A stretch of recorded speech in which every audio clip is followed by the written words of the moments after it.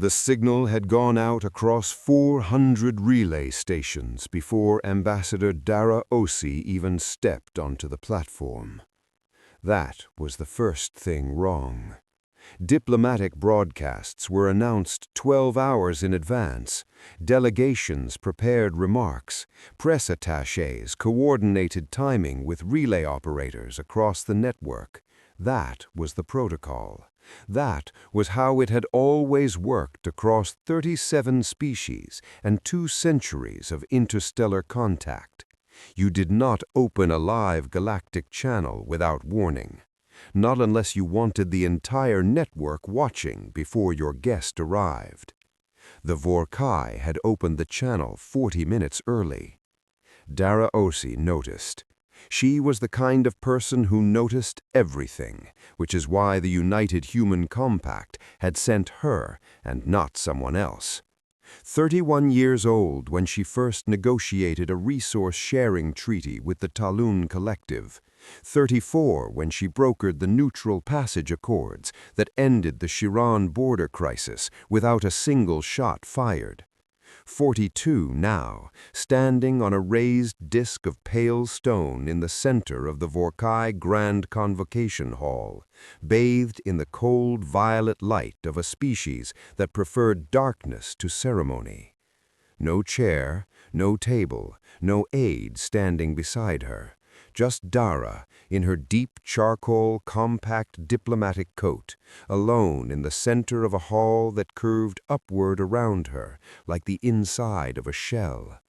11 tiers of galleries, each one packed with Vorrkai officials in their formal bone-white resonance robes, their elongated skulls tilted toward her in the posture of collective judgment.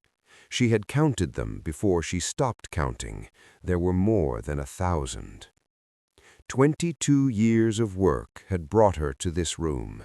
She had started studying the Vorrkai when most compact analysts still considered them a secondary diplomatic concern, more interested in the aggressive Talun expansion and the unpredictable Shiran federations.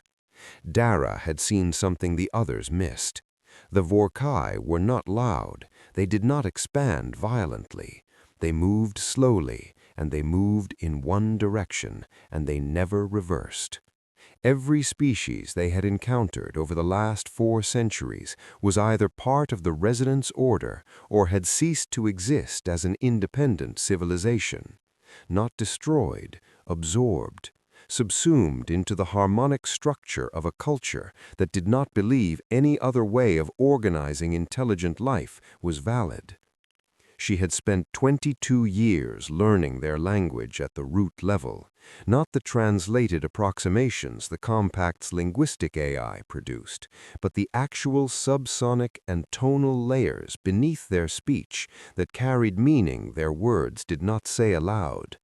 She had learned their rank structures, their spiritual hierarchies, their intricate concept of accord, the word they used to describe a universe that vibrated correctly. She had sat through 8-hour resonance ceremonies without moving, because motion during ceremony meant your inner frequency was unstable, and an unstable inner frequency meant you could not be trusted. 22 years. And the room was telling her it had not mattered. The exits were sealed. She had catalogued that when she entered. 4 entrances, all closed now. The guards flanking the platform stood with their crest membranes fully extended, not in the neutral position of ceremonial escort, but spread wide, the display posture that, in Vorrkai body language, meant authority, confirming dominance over a lesser presence. And the Grand Resonant, the Vorrkai's highest diplomatic and spiritual authority, a being named Sirev-ul-Kas, had not looked at her since she was escorted in. Not once. In Vorrkai culture, that was not rudeness, it was a verdict. The signal was live. 400 relay stations. Every species with a network connection was watching right now because the Vorrkai had made sure they would be. Dara breathed slowly through her nose. Her hands were at her sides, still. She had the kind of stillness that came from decades of practice, the stillness of a person who had learned that composure was not an emotion, but a tool, and that tools should be kept sharp. Serev-ul-Kas finally turned toward her. He was tall, even for a Vorrkai, nearly 3 meters, his bone-white robes immaculate, the resonance crystals woven into his collar, shifting between pale gold and deep amber as he faced her. Amber was the Vorrkai color of absolute authority. She had seen it in ceremony dozens of times. She had never had it aimed at her before. His voice, when he spoke, moved through 3 registers simultaneously. The translation implant behind her ear rendered it as clear, flat words, but the subsonic layer underneath pressed against her chest like a slow fist. The species calling itself humanity has been accorded the grace of dialogue for 7 solar cycles, Serev said. The galleries responded with a low harmonic chord, 1,000 bodies vibrating together, the sound of institutional agreement. In that time, humanity has failed the second yielding.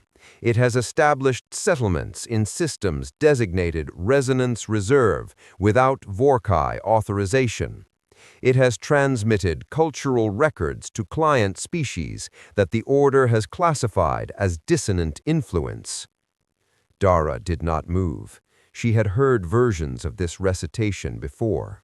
It was a procedural opening, a harmonic structure required before formal proceedings could advance. She had prepared responses to each charge. But Serev was not looking at her the way he looked at a diplomat receiving a formal recitation. He was looking at her the way a surgeon looked at a procedure already decided. His crest membranes were locked at full amber. His secondary limbs folded against his torso in what she recognized as the posture of a conclusion already reached, not preparation, but completion. The chemical signature in the air was changing too. She had spent 3 years learning to read Vorrkai biochemical signals, the faint atmospheric changes their bodies produced during different emotional states. This scent was not contempt. It was not anger. It was the scent they produced during ceremonies of finalization. The galleries hummed. The understanding arrived in Dara Osei's mind with the quiet completeness of something she had known was possible for years, a contingency she had built into every calculation, a variable she had never allowed herself to fully name because naming it would have made the work feel different, and the work had to feel like hope, or it was nothing. They were going to kill her. Not in secret, not quietly, here, on this platform, in front of the entire galactic network, because the killing was the message. The Vorrkai had invited 400 relay stations not to witness a negotiation, but to witness a demonstration. This was what happened to a species that refused the yielding. This was the lesson, delivered publicly, designed to reach every civilization in the network at once. She thought of Kofi. Her brother would be watching. She knew this with the certainty of knowing her own heartbeat. Kofi Osei had monitored every Vorrkai diplomatic broadcast involving her for the last 11 years, not because he doubted her, but because that was who he was. He prepared. He built contingencies in the silence between moments and kept them somewhere nobody else could see, ready for the day when they were needed. They had argued about this assignment, not bitterly, never bitterly, over a meal at her apartment in Accra, the way they had argued about everything since they were children, with honesty and without cruelty. Kofi had said the Vorrkai concept of order was not compatible with negotiation, that their worldview was not a position but an architecture, and you could not reason with architecture. Dara had said that someone had to try, that the alternative was a war that would cost humanity more than it could afford. Both of them had been right. That was the thing about arguments between people who loved each other and were also very intelligent. Both positions were usually true. The last time she had seen him, Kofi had said, "I have something built in case." She had smiled. "You always have something built." She had not asked what it was. She did not need to. That was trust. That was the particular form of love that existed between two people who had grown up watching each other's backs in a world that rewarded the ones who prepared. Serev-ul-Kas raised one limb. The hall fell into perfect harmonic silence. "Dara Osei of the United Human Compact, you will be given one final opportunity. Speak the words of the yielding on behalf of your species. Acknowledge humanity's position within the order. This matter will then be resolved." 400 relay stations, 1,000 Vorrkai officials vibrating with the frequency of a conclusion they had already reached. The chemical scent of finalization thick in the recycled air. Dara looked at Serev-ul-Kas for 3 full seconds. In Vorrkai protocol, direct, sustained eye contact from a lower status being was considered an act of harmonic challenge. It was something you did when you were done pretending. Then she turned. Not to the galleries, to the relay drone hovering 11 meters to her left, the small silver unit that was feeding the live signal to every station in the network. "My name is Dara Osei," she said. Her voice was steady and unhurried, the voice of someone who had spoken in difficult rooms for a very long time. "Senior Ambassador of the United Human Compact. I am speaking to every human watching this broadcast and to every species that understands what sovereignty means." The galleries stirred. The harmonic shifted toward dissonance. "I was sent here to find peace," Dara continued. She did not look at the guards. She did not look at the ceremonial blades they carried, single-edged, curved, used by the Vorrkai's resonance wardens only for formal acts of correction sanctioned under convocation law. She looked into the lens. "I have spent 22 years learning the language and culture of the Vorrkai Dominion because I believed that understanding was the foundation of coexistence. I still believe that." The dissonance in the galleries deepened. 1,000 crest membranes shifted. The air thickened. "But peace requires 2 willing parties," she said. "And I want the record to show clearly, for history, for every civilization watching right now, that the Vorrkai Order chose otherwise today." The hall was vibrating hard enough that she could feel it in her teeth. "Humanity does not yield, not out of pride, because yielding here teaches every civilization in this network that the right to exist independently is a gift from the powerful, not a condition of being alive." She paused. One breath. Then, quieter, still looking at the lens. "Kofi, you were right. You were always right about what this was. I need you to know I don't regret choosing differently. We both spent our lives protecting the same thing, just from different sides of it." She straightened, full height. "Do what you do best, brother. I trust you. I always have." Serev raised his limb. The resonance wardens stepped onto the platform in perfect synchronized motion. Dara watched them come. She did not step back. She had not come 22 years and 400 light years to step back in the last moment. The blade caught the light of the hall as it fell. The broadcast did not cut. The relay drone held its position.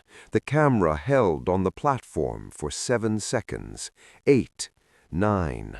the body of a woman who had spent her entire adult life building the impossible architecture of peace between species that had never met, lying on pale stone in violet light. Serev-ul-Kas stepped forward. His crest membranes blazed full amber. His voice filled the hall and the network beyond it. Let this be instruction.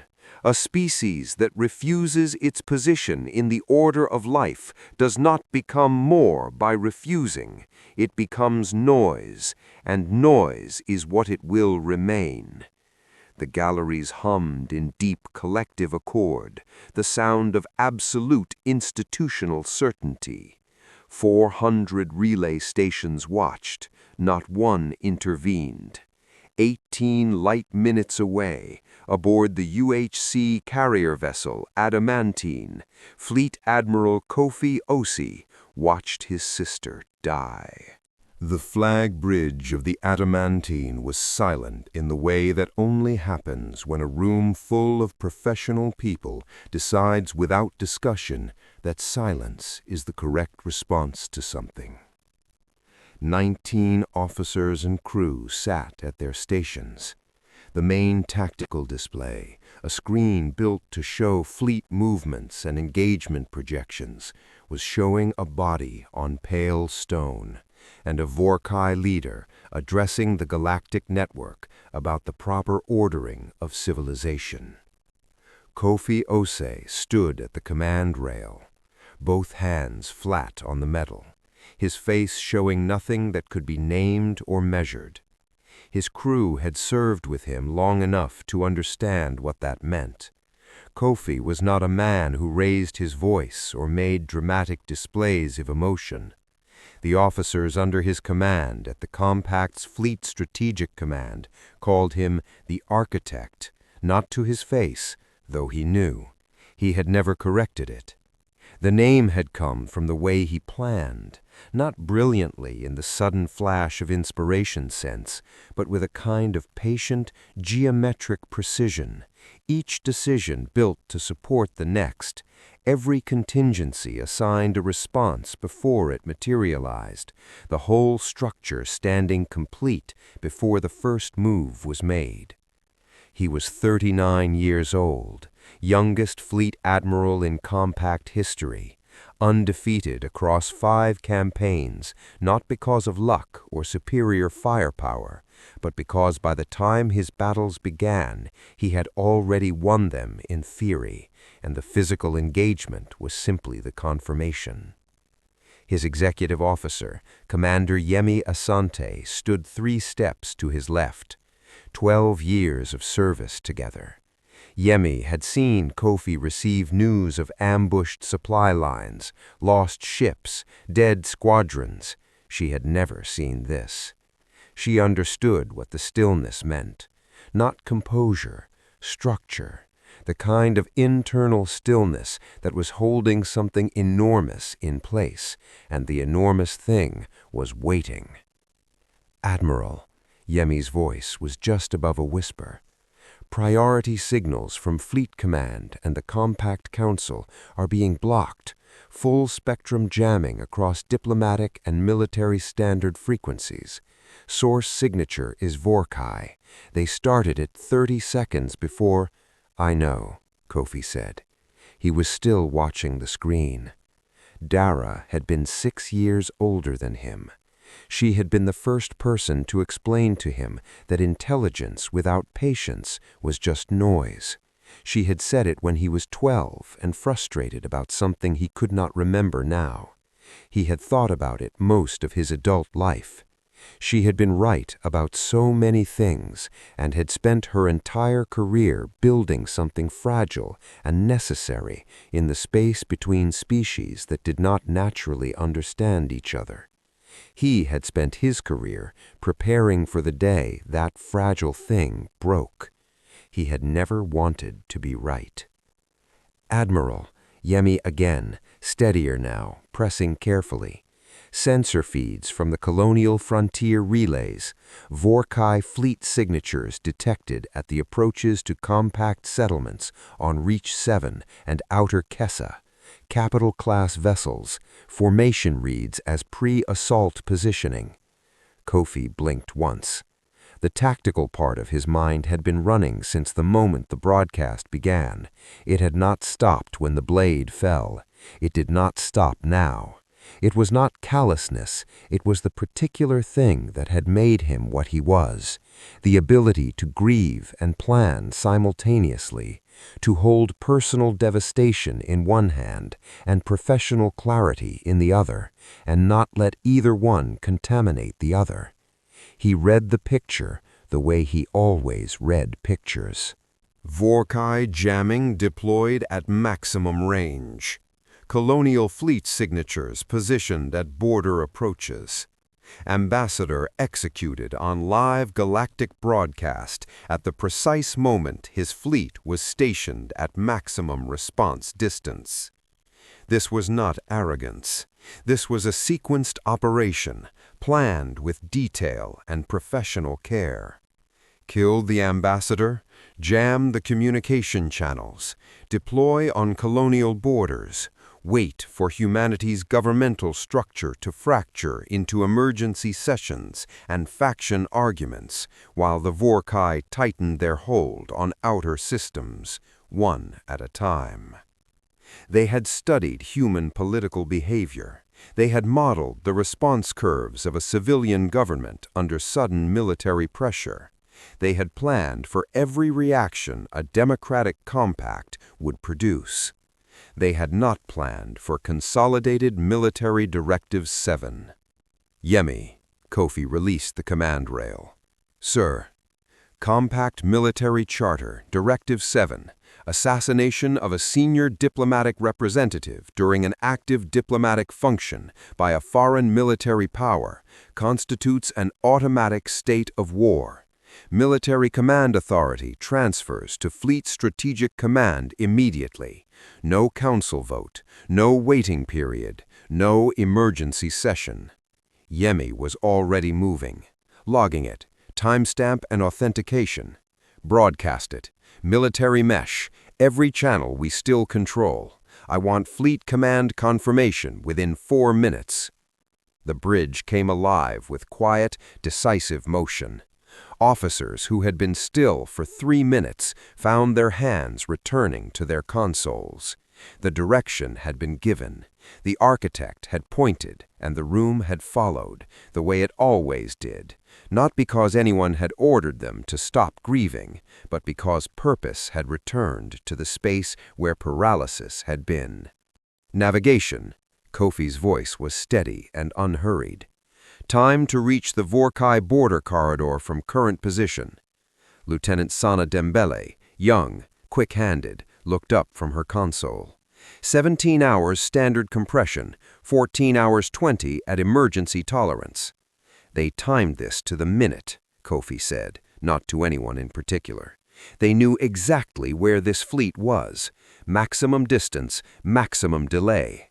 They needed us away from the frontier when they moved. He paused. Emergency tolerance. All drives. Sir, at emergency tolerance over 14 hours, we'll be looking at capacitor stress on 3 of the corridor ships. I know. We accepted that cost when we started moving. He turned to the communications station. Military mesh, rotating narrowband hardline protocols, laser-tight link to every ship in First Reach Fleet, direct only, no broadcast. The communications officer's hands moved over the board. One by one, green lights confirmed connection. The Vorrkai jamming covered standard frequencies, diplomatic bands, and civilian relays.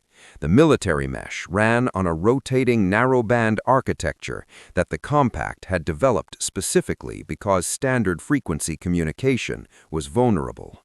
It was not in any intelligence file the Vorrkai had accessed. It had never been used in open conflict before. Kofi had designed it 6 years ago and had never spoken about it in a room that was not sealed. The mesh held. All ships confirmed. He looked at the tactical display one final time. The broadcast had ended. The screen now showed fleet positions, colonial settlement markers, and the red designations of Vorrkai capital vessels gathering along humanity's outer borders like a slow tide deciding to become a wave. He paused one beat. Directive Adamantine is active. He sent it without asking what it meant. On 14 ships across First Reach Fleet, captains opened sealed command files that had been loaded into their secure orders repositories the day Kofi Osei received his flag rank. Orders built quietly, never briefed, never discussed in open session, written for exactly this circumstance, which Kofi always knew was possible, even when everyone else had believed it was not. The captains read their orders. They carried them out immediately. Every one of them had watched the same broadcast. Every one of them had seen a woman stand on an alien platform and refuse to kneel and die for it. And every one of them understood that the Vorrkai had just ended the wrong Osei. The compression corridor was absolute dark. No stars, no reference points, just the deep structural hum of 14 ships pressing through folded space at tolerances their engineers had certified as survivable but not comfortable. Corridor drives burning at levels that required thermal readings every 3 minutes. Kofi sat alone in his quarters for the first time in 9 hours. The room was what flag officer quarters always were, functional, spare, a bunk and a desk and a terminal and a locker. He had added almost nothing to it in 3 years aboard the Adamantine. One photograph on the wall above the desk, printed on actual paper in a frame their mother had made from reclaimed wood. 2 children on a beach outside Elmina, maybe 10 and 16 years old, squinting into equatorial sunlight. One of them was pointing at something off-frame, laughing. The other was watching the one who was laughing with an expression that was not quite a smile, but was something warmer. He did not look at it for long. He had work to do. The tactical display in his quarters showed the Vorrkai advance in real time, fed by automated sensor buoys Kofi had seeded along every major approach corridor in the outer systems 3 years ago. Small, passive, nearly undetectable, transmitting on the military mesh band. He had done it quietly, no announcement, no budget request that would show up in any procurement file the Vorrkai had accessed. Just a standing requisition to the Compact's survey division, marked routine. Now they were the only eyes humanity had in the outer systems. The Vorrkai forward force at Reach 7 had deployed 800 ground troops to the settlement perimeter. The colonial militia, 400 civilians with standard-issue equipment, had established a defensive line. They were not holding because they were strong. They were holding because they were not broken. There was a difference. Kofi had noted it. He planned to remember the name of whoever was commanding that defense when this was over. The sensor data from the Vorrkai staging area was more important than the ground engagement. 64 combat vessels holding position 18 light minutes beyond Reach 7, capital class majority, waiting. He had seen this pattern before, in training exercises, in historical analyses of how the Vorrkai had absorbed other civilizations. They positioned their main strength at distance and waited for the defense force to commit everything to the immediate crisis. Then they moved the main strength in to trap the response against the planet's gravity well. The trap only works if the response is predictable. Kofi finished reading the sensor data. He closed the display. He sat still for a moment in the dark of his quarters, in the hum of a ship traveling faster than it was rated to travel, toward a fight that was not yet won. Then he stood up, walked through the hatch, and went back to work. The fifth move.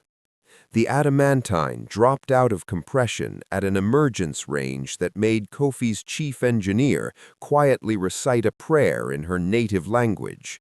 Standard emergence range for fleet combat doctrine was 180,000 kilometers. Every known species, every academy, every manual written in the last century of interstellar warfare agreed. You needed space after a corridor transit to recalibrate sensors, establish formation, and confirm fleet integrity before engaging. The physics of corridor emergence were violent at a molecular level, and ships needed time to be certain they were still the same ships they had been before folding space. The adamantine and its 13 accompanying vessels emerged at 31,000 kilometers. The corridor drives protested audibly. 2 ships reported capacitor overloads and had to reroute power distribution in the first 40 seconds. Kofi had accounted for this. The cost had been calculated before the fleet entered compression and accepted before the first drive engaged. Acceptable damage in exchange for something the Vorrkai patrol at the outer sentinel point had never considered possible. Surprise at knife range. The electronic warfare packages activated the moment the fleet cleared compression. 14 ships broadcasting simultaneously. The Vorrkai Sentinel formation, 8 vessels arranged in a standard detection screen, had their sensor arrays, targeting solutions, and communication relays collapse in the same instant. Not degrade, not fail gradually, collapse. Humanity's electronic warfare capability had been the subject of exactly one intelligence report shared during Dara's diplomatic exchanges with the Vorrkai. The report had described it as moderately disruptive at standard engagement ranges. It had been written by an analyst who had never seen it deployed at full capacity at 31,000 kilometers. Reports were not reality. Kofi had counted on that. 8 ships, blind and death, at a range where human rail systems did not miss. All batteries, Kofi said, engage. The engagement lasted 3 minutes and 40 seconds. Tungsten penetrators traveling at 4% of light speed struck the Vorrkai heavy cruisers at their lateral intersection points, the one angular approach where their phase shielding geometry created a coverage overlap that was technically minimized but not eliminated. Kofi had identified this weakness from structural specifications Dara had gathered during diplomatic sessions and included in routine cultural documentation reports filed under architectural exchange. Not classified, not flagged, just present in the record if you knew what you were looking for. She had sent him the documentation 3 years ago with a note that said, "In case the table gets kicked over." He had built 6 combat doctrines from it. The Sentinel formation was gone before a single distress signal cleared the jamming. As far as the Vorrkai main fleet knew, the outer Sentinel was still reporting routine no-contact assessments. Kofi intended to keep it that way for as long as possible. "All advance to Reach 7, he said. "Time remaining before Sentinel silence is noticed?" "Approximately 90 minutes, Yemi answered. "We use all of it." Reach 7 was holding. The colonial militia, 412 armed civilians who were engineers and habitat technicians and agricultural coordinators and had been handed weapons and told to hold a perimeter, had been doing exactly that for 11 hours. They had not held because they were stronger than the Vorrkai forces. They had held because they knew their settlement, every corridor and maintenance access and structural weakness, and they had used that knowledge to make the Vorrkai pay for every 50 meters of advance. When a position became untenable, they collapsed it, literally. Pre-positioned structural charges built into the colony's foundations as standard compact emergency protocol, authorized by no one famous and ordered by no one who had ever expected to use them. The colony commander, a woman named Pri Vasquez Ito, had used them with calm and ruthless efficiency. Her last transmission on the military mesh was 8 words: "Still here, not broken. Some help would be useful." Help arrived. The Adamantine and its fleet entered Reach 7's orbital zone to find 12 Vorrkai heavy cruisers in high orbit, 5 escort vessels in lower formation, and 4 troop carriers in geosynchronous position above the settlement. The carriers were still cycling landing craft. They were not expecting company. "ECM full deployment," Kofi said. "Missile targeting on the troop carriers, rail batteries on the cruisers. I want those carriers isolated before they can recall their landing craft." This was not the Outer Sentinel. The Vorrkai cruisers were capital ships with full phase shielding and harmonic pulse weapons charged and ready. They reacted within seconds. The first harmonic pulse volley crossed the engagement zone and struck the Adamantine hard enough that the hull plating rang like a struck instrument. Damage reports came in from forward sections, microfractures propagating through structural frames, a secondary power conduit severed. The Adamantine shuddered. It held. Vorrkai weapons doctrine against other species assumed that harmonic pulse impacts would shatter hull integrity within 2 or 3 volleys. The doctrine had been accurate for every species the Vorrkai had ever engaged.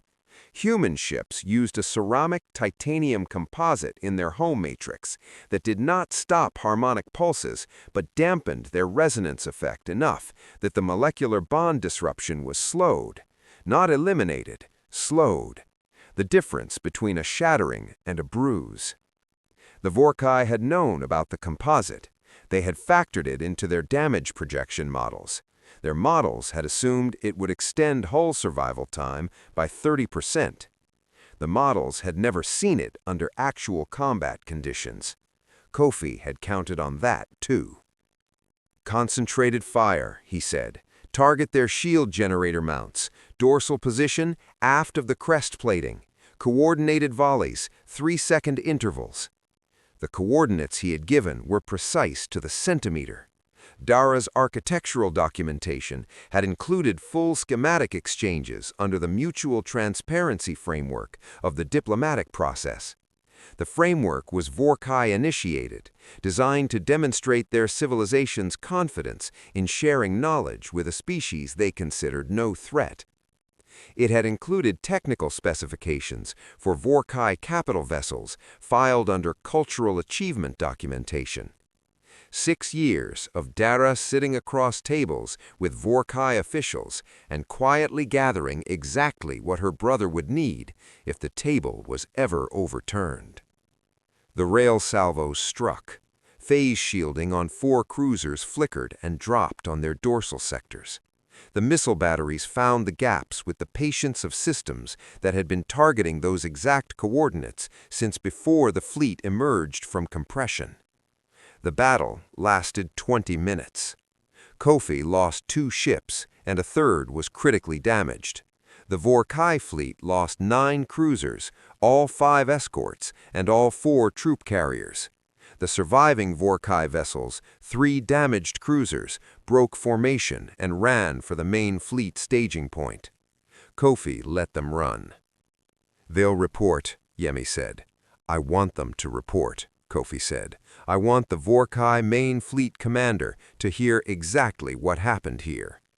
Below, on the surface of Reach 7, 4,000 Vorrkai ground troops had just lost their orbital support, their extraction options, and their resupply chain in a single 20-minute engagement. The colonial militia did not know it yet, but the Vorrkai ground advance had stopped, and the harmonic coordination frequency their troops used to synchronize movement had gone silent. Priya Vasquez Ito's militia was still at their barricades, still not broken. Kofi opened a general channel. "Communications, all network relay, every station in range, live." The communications officer looked up. "Channel open, Admiral, you're live." Kofi did not move from the command rail. He did not adjust anything about the way he stood. He looked at the pickup and he spoke. "This is Fleet Admiral Kofi Osei, United Human Compact, First Reach Fleet. 14 hours ago, the Vorrkai Order executed my sister on a live broadcast and called it instruction." He paused one beat, not for effect, because the next thing he said needed to be separated from it by a breath. "This is our response." The tactical footage played on the network. The Outer Sentinel engagement, 8 vessels erased in under 4 minutes.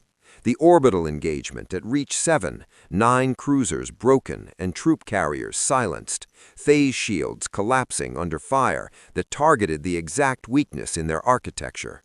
The footage was unedited, overlaid with fleet tactical data, timestamps, engagement geometry, not dramatized, not narrated, just the record. Then Kofi spoke again. 4 words. The same 4 words his sister had said on a pale stone platform in a hall of violet light moments before the blade found her. "Humanity does not yield." He signaled. The channel closed.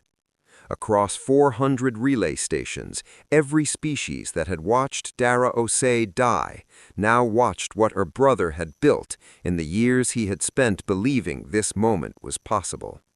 The same words from the same bloodline, not spoken as a plea for dignity, spoken as a record of consequence.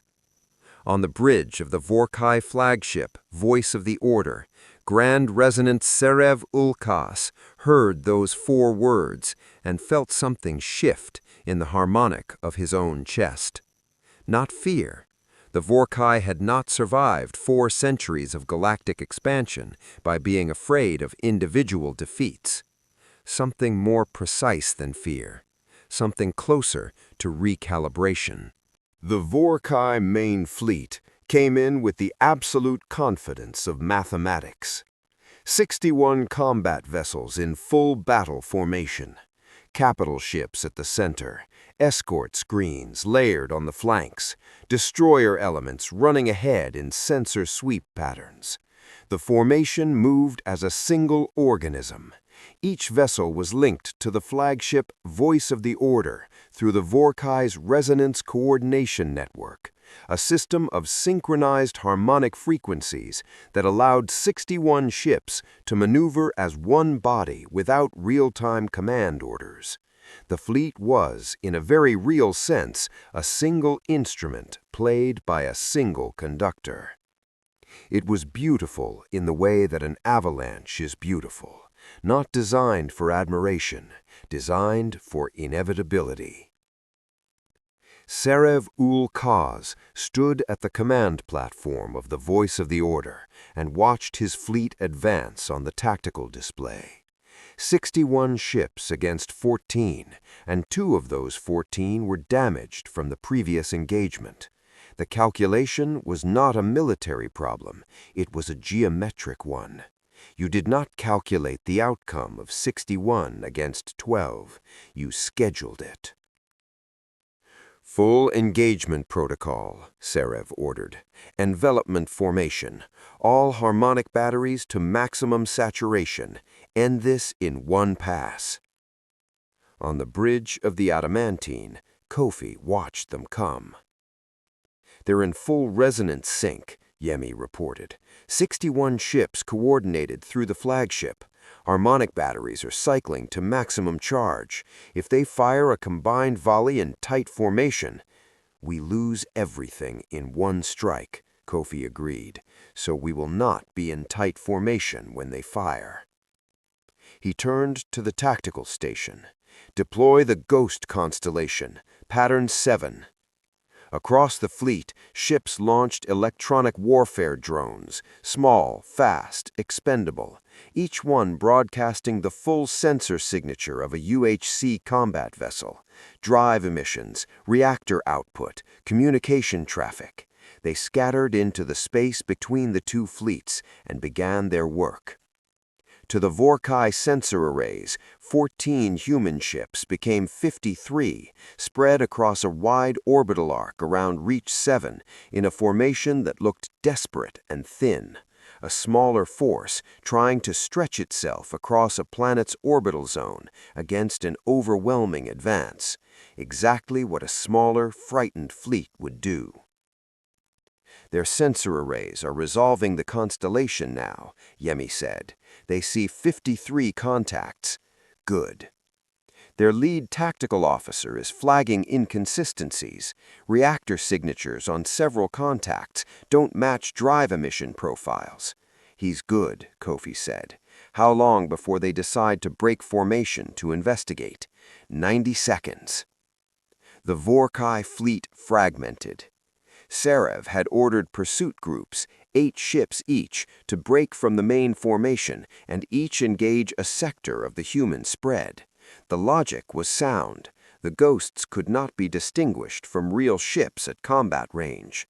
Breaking into pursuit groups and forcing close engagement would identify real ships versus phantoms, at which point the real ships could be destroyed individually. The logic was correct. The execution was exactly what Kofi had planned for it to be. They've split, Yemi said. 8 ship pursuit groups, Kofi confirmed, watching the tactical display. Each group has 1 or 2 capital ships and the rest escorts, local harmonic coordination only. They just divided their strength into 7 separate engagements and reduced their coordination effectiveness by 60%. He paused. Orders, Adamantine 3. We engage 1 pursuit group at a time, closest first, full ECM on adjacent groups to delay their detection of the engagement. We kill 1 group and move to the next before the fleet can reconsolidate. The Adamantine surged forward. The first Vorrkai pursuit group, chasing a cluster of drone ghosts in the outer orbital zone, never saw the approach. Rail salvos hit their capital ships at the shield generator coordinates. Missiles followed into the gaps. The adjacent pursuit groups received false sensor data from the drone constellation, showing their sector still clear. 3 minutes, 9 ships gone. Next group, Sector 4. The second engagement was harder. The Vorrkai pursuit group had detected the subsonic resonance of dying ships through their biological harmonic sense, a form of awareness human sensors could not replicate. They were turning to consolidate when the Adamantine hit them. This time, the Vorrkai were ready. Phase shields at full charge, harmonic batteries cycling. The pulse volley hit the Adamantine broadside. Kofi was thrown against the command rail. The ship rang like a struck hull, structural frames flexing, emergency lighting snapping on as 3 power conduits severed simultaneously. Damage reports cascaded across every station. Decks 11 through 14 compromised, secondary reactor offline, main reactor holding, hull integrity at 73%. Time on their recharge cycle. Kofi pulled himself back to the rail. 11 seconds from end of volley. Mark. He looked at Yemi. All ships, point-blank advance. Everything we have, now. His fleet drove straight into the enemy formation during the 11-second window when Vorrkai harmonic batteries were recalibrating for the next volley. a process built into the weapon's fundamental architecture that could not be shortened or interrupted. 11 seconds at point-blank range. Human rail systems fired at 8 rounds per second at maximum capacity. Missiles crossed the gap in under 3 seconds. 7 seconds in, 3 Vorrkai ships breaking apart. 9 seconds in, 2 more losing shield coverage. At the 11-second mark, surviving Vorrkai ships fired. But the adamantine was already withdrawing, ECM drones flooding the disengagement corridor with false signatures. 2 more pursuit groups destroyed, 18 Vorrkai ships gone in 15 minutes. The cost was not clean. The UHC destroyer Moremi took a direct harmonic pulse during the withdrawal, a full saturation hit at close range that overwhelmed the ceramic titanium dampening and triggered molecular cascade failure. The ship came apart from the inside out, structural bonds dissolving in a wave from bow to stern. The Moremi had carried 220 crew. Kofi marked it in his record and did not stop. "Admiral," Yemi's voice was careful, "remaining Vorrkai pursuit groups are abandoning sector assignments. They're reconsolidating toward the flagship." "How many combat effective?" 43. They're forming a single mass around the voice of the order." 43 against 12, and the Vorrkai were done being fragmented. Serif had recognized the trap and pulled his forces back into a single consolidated formation, tight around the flagship, full harmonic coordination restored. Kofi studied the display. He had planned for this moment. "Communications, open the network channel again, all relay broadcast." The officer looked up. "Live, sir." Kofi did not speak immediately. He looked at the tactical display for 3 seconds. "This is Admiral Osei. To every species watching, to every civilization that has ever been told its right to exist requires someone else's permission." He paused. "This is not over. But look at what 12 ships and a work of people who refuse to believe in something have done to 61. He let the tactical overlay feed to the network for 10 seconds, the wreckage, the positions, the numbers. "The Vorrkai say that noise is silenced. They are wrong. Noise is how you know something is alive." He closed the channel. Yemi looked at him. "The main fleet is advancing, sir. Full formation, 43 ships." "I know." Kofi studied the display. "Then, are the secondary arrays from Dara's documentation package still integrated into our targeting system?" "Yes, sir. All schematics loaded, every structural specification she sent." "Good." He straightened. "Then they don't know what we know about the voice of the order, and I built a contingency for this moment 3 years ago that I have never told anyone until right now." Yemi waited. "The Vorrkai Resonance Coordination Network operates through the flagship. Every ship in their fleet receives its harmonic synchronization from the voice of the order's central resonance array. If that array goes offline, every ship in their fleet loses coordinated targeting, maneuvering synchronization, and pulse battery timing simultaneously." He let that sit. "The array is in the flagship's core, protected by 3 layers of phase shielding and 12 centimeters of hull plating, impossible to reach with conventional fire." He pulled up a secondary display. "Unless you know that during a full fleet harmonic pulse charge, the resonance array vents excess harmonic energy through 4 exhaust ports on the flagship's dorsal surface. The ports are open for approximately 4 seconds during the charge cycle. They are 18 centimeters across." He looked at Yemi. "And we have 16 rail systems that fire tungsten penetrators 6 centimeters in diameter." Silence on the bridge. We have to be inside 12,000 kilometers when their batteries charge. We have to hit 4 ports simultaneously during a 4-second window while taking full harmonic fire from 43 ships. He paused. I need volunteers to fly 4 of our fighters to target coordinates on my mark and hold position long enough to guarantee hits on the exhaust ports. He did not have to wait long. What remains? The 4 pilot volunteers were not the youngest or the most decorated. They were the ones who had raised their hands first. Lieutenant Amara So, Lieutenant Caio Reyes, Lieutenant Nadia Kowalczyk, Senior Flight Officer Tunde Adeyemi. Kofi read their names from the volunteer list and committed them to a part of his memory that would not forget. He gave them the targeting data personally. He explained the geometry of what was required. He told them the truth, which was that they needed to be in position and holding during a 4-second window while 43 Vorrkai ships were firing everything they had at the Adamantine and its remaining fleet. The probability that any of them would exit the engagement zone after completing the targeting run was not something the tactical overlay could calculate with optimism. None of them asked for the calculation.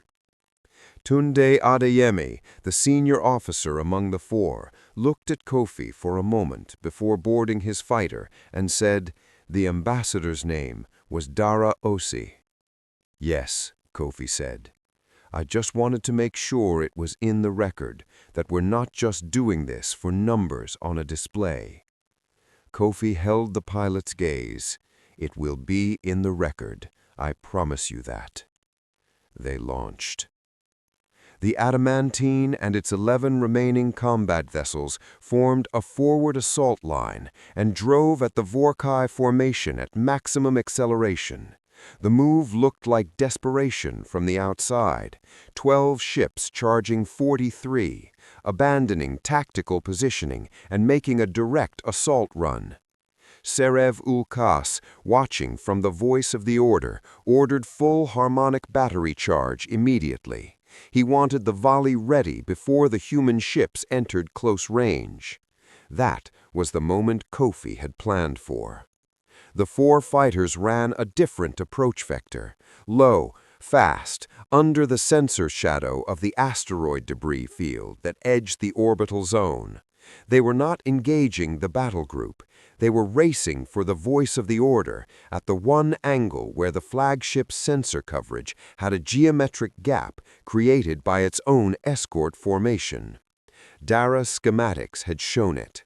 The escorts were positioned to protect against threats from above and the flanks, not from below and behind the main fleet axis. The Vorrkai fleet fired its combined volley. 43 ships, every harmonic battery charged to maximum, synchronized through the voice of the order's resonance array. The volley hit the Adamantine and the fleet formation like a physical force. Kofi was thrown off his feet. 2 ships were destroyed outright. The Adamantine herself lost the main reactor and switched to emergency power. Lights died, emergency systems engaged. The hull screamed with microfracture propagation. "Reactor status," Kofi said from the deck. "Main reactor offline, emergency power active. We have maneuvering and rail capability only. Missiles offline. Rail systems, 3 batteries functional. Enough." Kofi pulled himself to the command rail. Marked time on their charge cycle. In the 4 seconds before the Vorrkai battery charge cycle completed, while the resonance array's exhaust ports were open on the flagship's dorsal surface, 4 small fighters arrived at the voice of the order from below its defensive axis. Amara So hit her exhaust port with 1 shot. Her fighter was destroyed by point defense fire 0.8 seconds later. Caio Reyes hit his port. He cleared the engagement zone. Nadia Kowalczyk hit her port. Her fighter took catastrophic damage, and she brought it back through emergency protocols. She was not expected to survive. She did. Tunde Adeyemi hit the fourth port and held position for an additional 1.2 seconds to confirm visual lock before withdrawing. His fighter was hit by 3 simultaneous point defense pulses. He did not come back. 4 penetrators, 4 ports. The resonance array of the voice of the Order received simultaneous internal impacts and collapsed. On 43 Vorrkai ships, harmonic synchronization, targeting coordination, and pulse battery timing failed simultaneously. Not degraded, failed. The ships were still there. Their weapons still functioned, but their coordination had been the source of their strength, and coordination was gone. The adamantine, running on emergency power with 3 functioning rail batteries and 11 ships around it in various states of damage, advanced into the suddenly fragmented Vorrkai formation and began the most systematic engagement in the fleet's history. It was not fast. It was not clean. It took 41 minutes, and Kofi lost 4 more ships, and 300 more crew were gone, before the voice of the Order herself, surrounded by burning wreckage and receiving fire from 4 directions simultaneously, transmitted the Vorrkai word that meant cessation of engagement. Not surrender. The Vorrkai did not have a word for surrender. Cessation, a harmonic pause, the beginning of recalibration. Kofi acknowledged the cessation. He stood on the bridge of his broken flagship in emergency lighting with 17 remaining crew members and Yemi at his side, and he looked at the tactical display that showed the remnants of the Vorrkai main fleet drifting in a wide debris field among the wreckage of their own vessels. He did not feel triumph. He felt the weight of what it had cost. The 220 of the Moremi, Tunde Adeyemi, who wanted Dara's name in the record, Amara So, 12 ships and most of their crews who had gone into compression 14 hours ago and had not come back. He would spend the rest of his career making sure every name was in the record. He had promised. "Communications," he said. "Open the network channel. All relay." "Live, sir." Kofi spoke carefully. "This is Admiral Osei. To the Vorrkai Order, to every species watching this network. We did not start this engagement. We did not choose this. We lost our ambassador, who spent 22 years trying to build something between our species that would make this day unnecessary. Her name was Dara Osei. She was the best diplomat the Compact ever produced, and she was my sister, and she believed in peace long after anyone else would have stopped believing in it." He paused. "We are prepared to cease engagement. We are prepared to negotiate terms for the return of Reach 7 and all colonial settlements. We are prepared to do this without further violence, because that is what we have always been prepared to do." Another pause. But the Vorrkai Order should understand something now, something that was not in any intelligence report or cultural assessment or diplomatic briefing they prepared. He looked at the tactical display. "We are not a species that yields, not because we are proud, not because we are aggressive, because we have always believed that the right to exist should not require permission from anyone else, and we will defend that belief with everything we have." His voice was steady. Dara knew that. She spent her life building the world where we would not have to prove it. We proved it anyway, and I would give everything I have built to have her back. He stopped. One breath. "To my sister, I kept the promise. You did too." He closed the channel. Yemi stood beside him in the emergency lighting of the broken flagship. Neither of them spoke for a moment. "Sir," Yemi said eventually.